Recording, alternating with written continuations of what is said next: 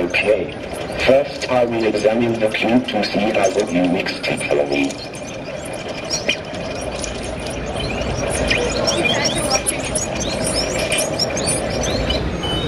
You really scrambled it up pretty good, but I can still solve it.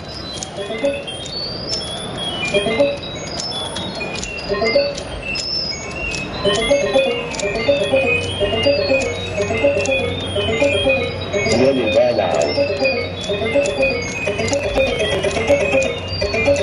I told you I could do it. This time I solved it in 15 moves and it took me just over 18 seconds.